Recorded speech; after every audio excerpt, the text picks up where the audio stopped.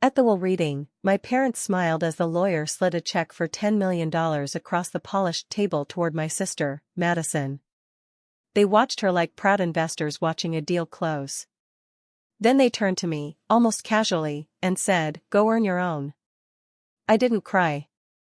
I didn't argue.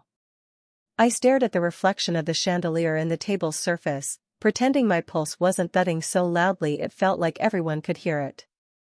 That was when something shifted. An older man in a gray suit stood up from the corner of the room, clearing his throat. "There is one more document," he said, holding up a worn envelope. The paper was yellowed at the edges, the handwriting unmistakable. My grandfather's. My mother's smile faltered. My father's fingers twitched against his glass. Madison's eyes narrowed, sharp and calculating. That envelope didn't just change the mood, it changed the direction of everything. It was the first crack in a wall of lies that had taken years to build. The document led me back to a place I hadn't seen in over a year, my grandfather's ranch on the outskirts of Charleston. I hadn't returned since the spring before he died. As I stepped out of the car, gravel crunching beneath my boots, the place felt unfamiliar despite being unchanged.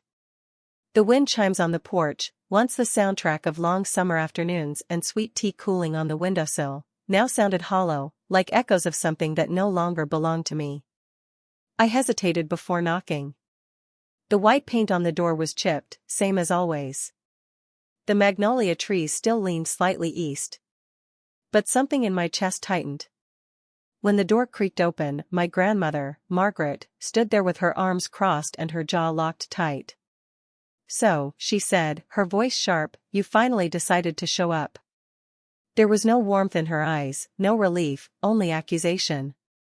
"Grandma," I said quietly, stepping closer. "What's going on?" She didn't move. Instead, she told me what they had said about me, that I was too busy, that I didn't want to be bothered, that I had moved on and left them behind.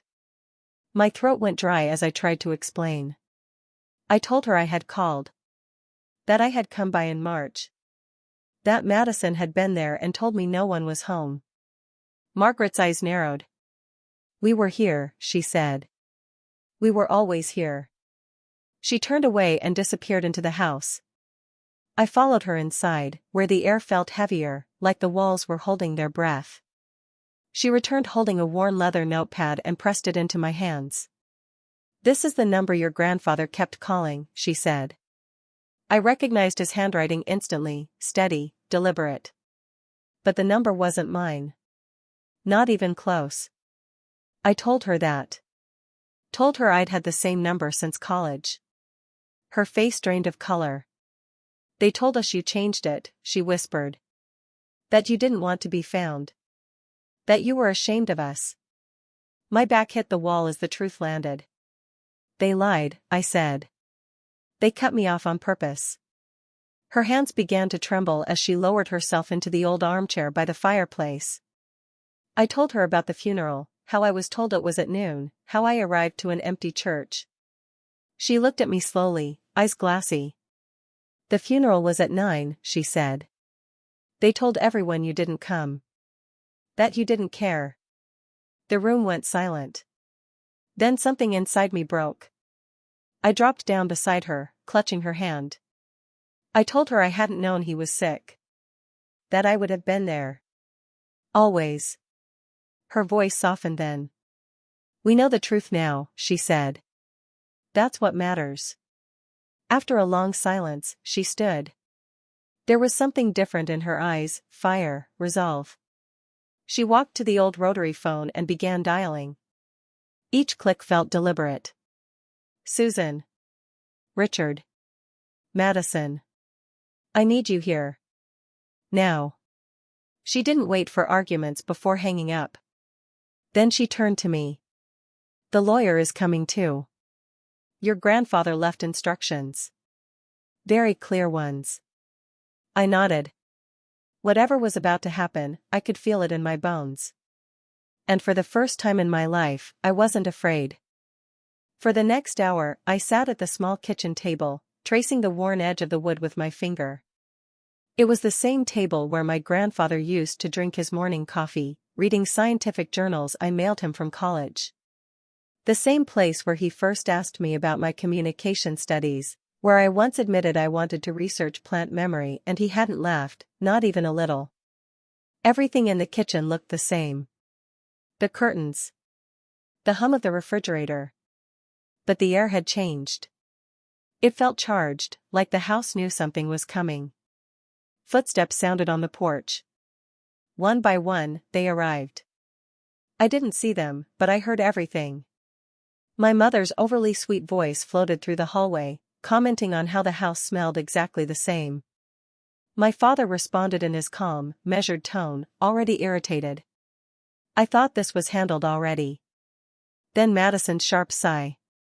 Seriously, this couldn't wait until the estate finished processing? Then my grandmother's voice cut through them all, cold, firm, unfamiliar. Please sit down. Mr. Harold Keene will be here shortly. He'll be reading Walter's final instructions. Silence followed. Confusion. Unease. They didn't know I was there. A few minutes later, the front door opened again. A new voice entered the room, steady, professional. This won't take long, the lawyer said, but it must be done properly. That was my cue. Claire, my grandmother called. Come in now. I stood, my heart racing, and stepped into the living room. 3 heads turned toward me at once. My mother froze mid-smile like she'd seen a ghost. My father's jaw tightened, his hand instinctively adjusting his collar. Madison's face went pale, her mouth parting slightly as if someone had ripped the script from her hands mid-performance. They weren't just surprised. They were terrified.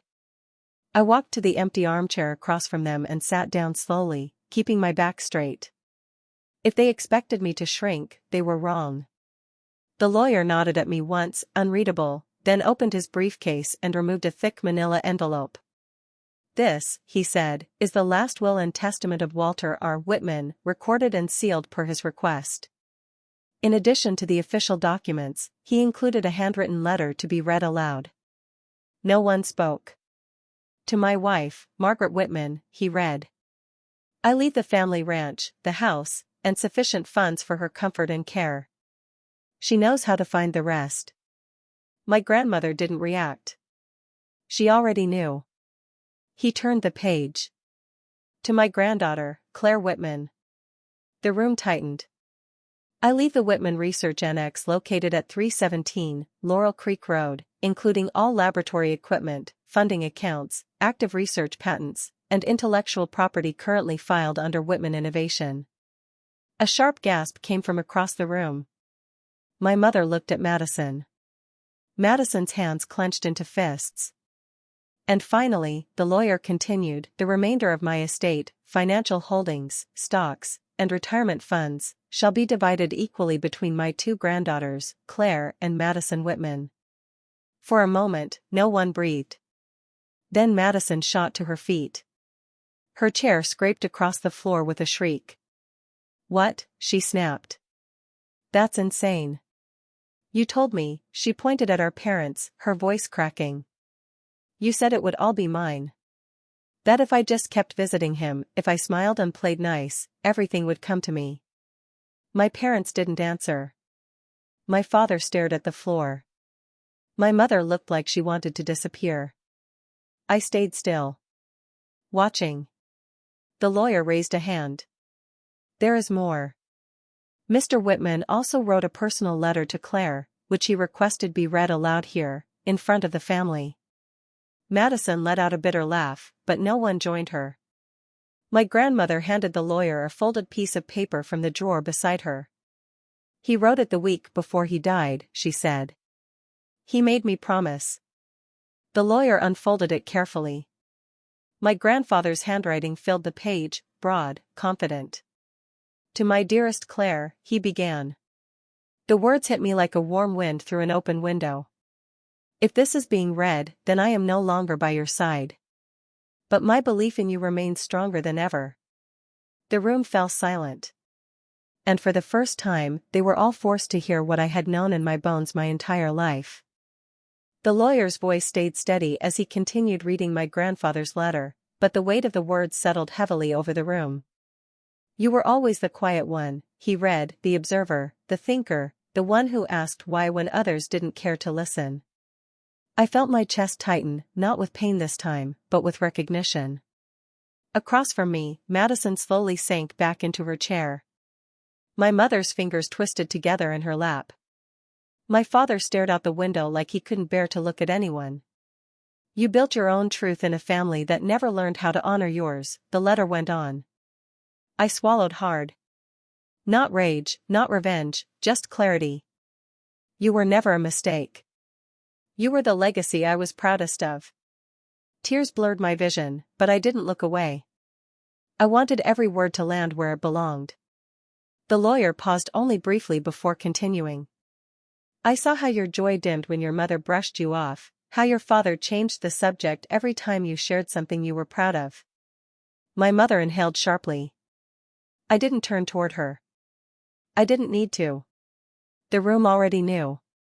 Madison was easier for them, the letter said. She sparkled in ways they understood. But you, Claire, you glowed in ways they couldn't translate. And instead of learning your language, they shut you out.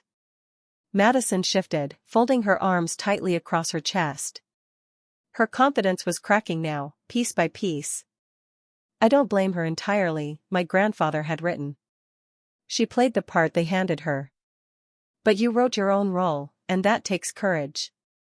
A single tear slid down my cheek. I let it. I remembered the day I won my first science fair and asked him to hide the trophy. I'd been afraid of the looks I'd get at home. Afraid of being seen as someone else's child. You deserved celebration, the letter continued.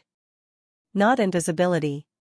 While I cannot undo the damage, I can give you something that is entirely yours, a place to build freely, without apology, without their shadows.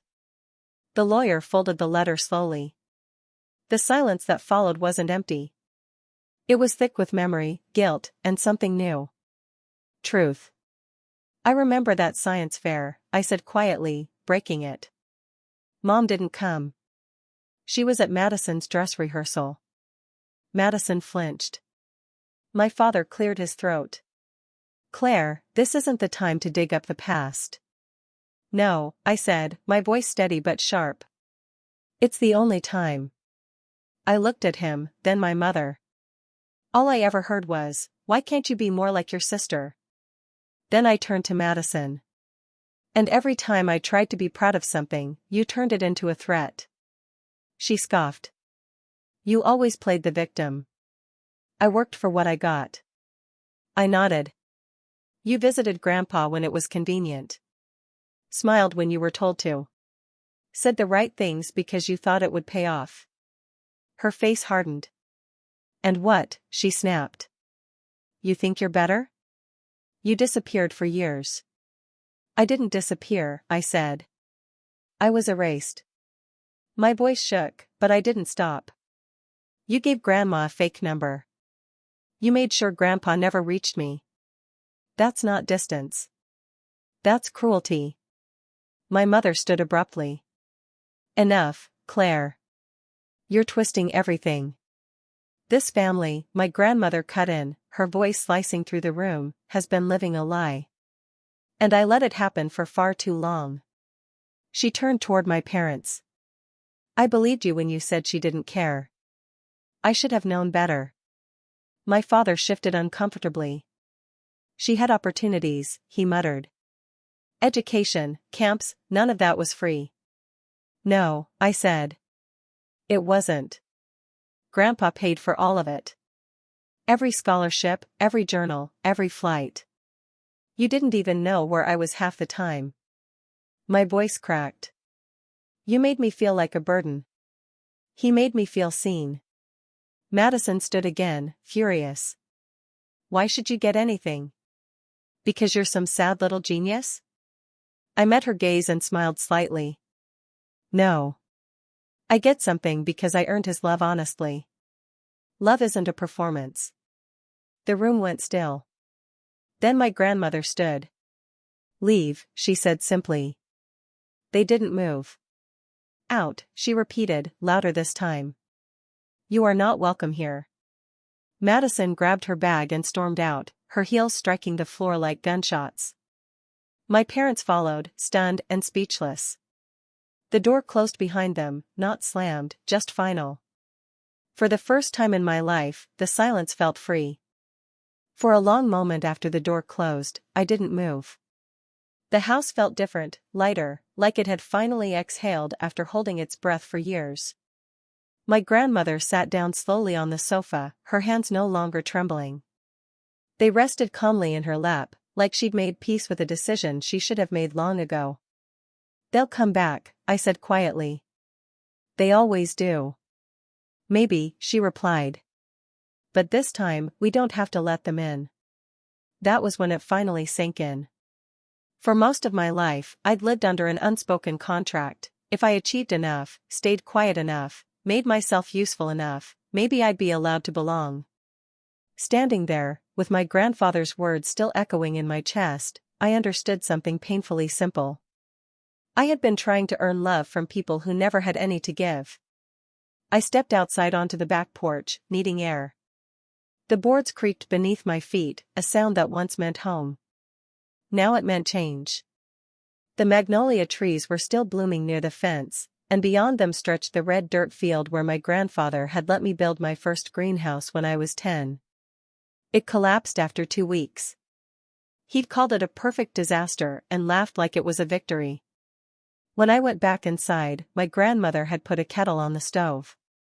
She moved slower now, but every motion was deliberate. Walter started planning the research annex 5 years ago, she said. Before he even got sick. I stared at her. He never said anything. He wanted it to be yours without conditions, she said softly. A place that didn't require permission for you to be yourself. That night, I slept in my old bedroom for the first time in years. The wallpaper was faded. The mattress was too soft. But the glow-in-the-dark stars were still on the ceiling, arranged in accurate constellations because I'd insisted. Grandpa hadn't questioned it once. As I lay there, staring up, I realized the house didn't feel haunted anymore. It felt reclaimed. The next morning, I brewed coffee and brought it to the kitchen table. My grandmother folded the newspaper and looked at me over the rim of her mug. So, she asked, what now? I want to see it, I said. The annex. She smiled faintly. He'd like that. The first time I saw the Whitman Research Annex, it didn't look like a laboratory. It looked like a converted barn, because that's exactly what it was. Wide wooden beams. A tin roof. Double doors that belonged to a stable, not a research facility. But inside was magic. Morning light poured through glass panels along the east wall.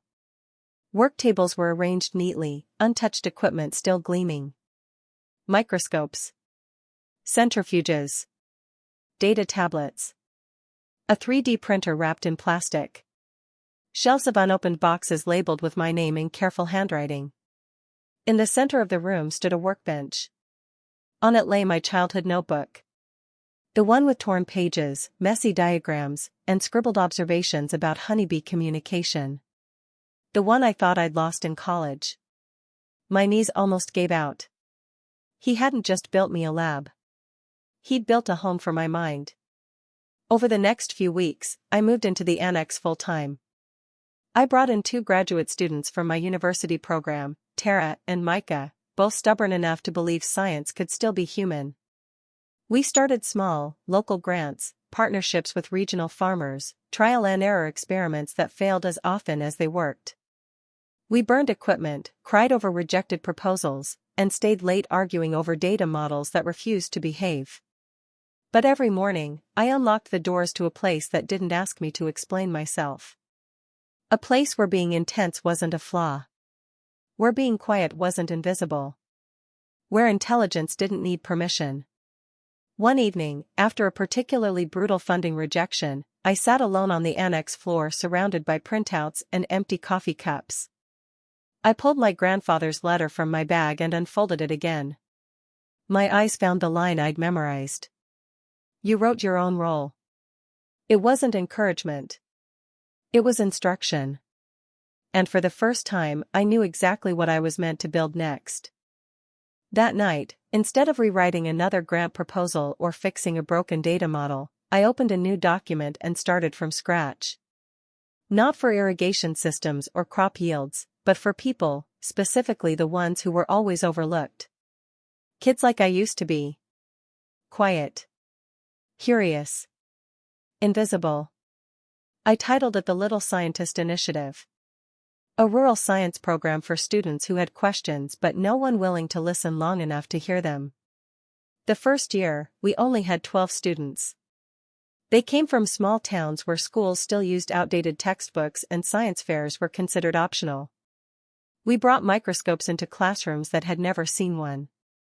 We handed each student a leather-bound notebook, identical to mine, with my grandfather's words stamped inside the cover, "Write the things they don't understand.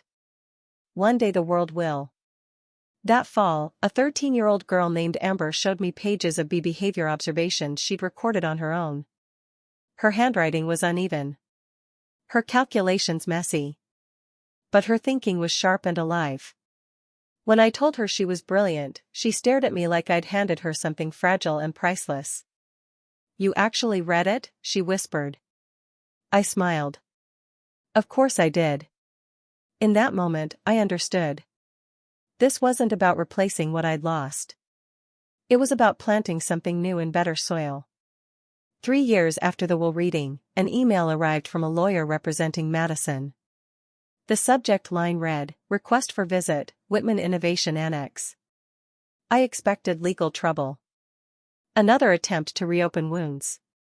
But when Madison arrived, she wasn't the person I remembered. No designer heels. No perfect smile.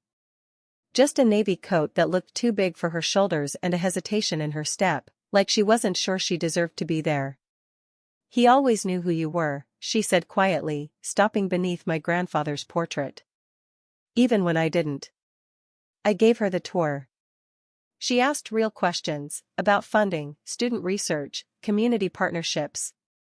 When we reached the garden where families harvested crops grown with our methods, she stopped and watched the children laugh, hands dirty, faces proud. "I don't expect forgiveness," she said. "I just wanted to see what he built for you, and what you built with it." She volunteers twice a year now. The kids call her Coach V. She helps them present their work, find their voices. She never apologized outright, but she shows up. And sometimes, that's enough. It's been 6 years since the will reading. 6 years since my parents walked out and never truly came back. I don't hate them. I just don't miss them. The annex has grown beyond anything I imagined, 4 labs, 3 greenhouses, 60 acres of trial fields. Our drought-resistant seeds now feed thousands. We partner with universities across continents. Last month, I stood on a stage in San Francisco accepting a National Climate Innovation Grant, wearing my grandfather's pocket watch inside my jacket.